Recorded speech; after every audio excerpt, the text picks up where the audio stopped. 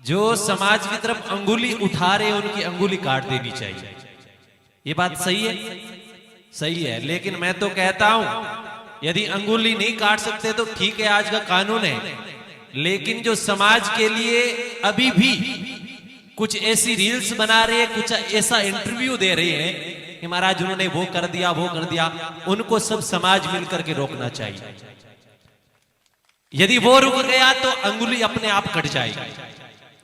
आज का जो जमाना है वो सोशल मीडिया का है, वहां अंगुली कटाने की जरूरत नहीं है।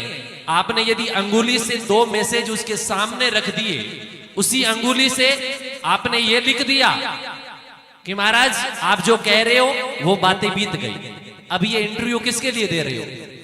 और जो बात हो गई आप उसके लिए कुछ अपना बढ़ाने के लिए, अपने आप को हीरो समझने के लिए, अपने आप को दिखाने के लिए कुछ गलत लिख रहे हो कि महाराज वो नहीं होना चाहिए, उन्होंने क्या कर लिया, उन्होंने क्या कर लिया।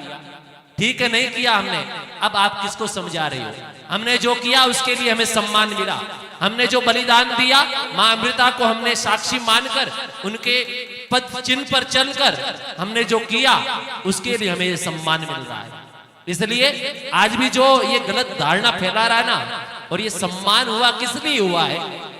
ये सम्मान इसलिए हुआ है ताकि आगे भी कभी इस विश्नोई समाज को जब जरूरत पड़े तो ये पहले बात कही थी 537 नहीं 57,000 माताएं बहनें और सब साथ में मिलकर अनशन के लिए बैठ जाए, तभी होगी। और महाराज के अरे कह रहे अभी तो कानून बना ही नहीं, किस बात की यात्रा?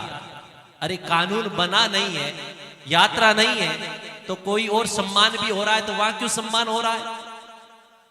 इस सम्मान से आदमी का हौसला बढ़ रहा है। इतने माला पहन के बैठे तो किसी और के मन मारे कि महाराज मैं उस दिन बैठता तो मेरी भी ये माला आज गले में होती, इसलिए सम्मान हो रहा है। इसलिए आप सबसे निवेदन करता हूं, समाज के बुद्धिजीवी लोग हैं उनसे निवेदन करता हूं, यदि कोई ऐसा कोई रील्स बना के कह रहा है, कोई इंटरव्यू दे रहा है, कोई कुछ बात कह रहा है, तो समाज के बुद्धिजीवी लोगों को यह कहना चाहिए नहीं तुम गलत है। उस जगह खेजड़ी के लिए जो आमरण अनशन पर बैठे थे उनका सम्मान हुआ था। इसलिए आप सभी का बहुत बहुत धन्यवाद। बोलो गुरु जंबेश्वर भगवान की जय हो।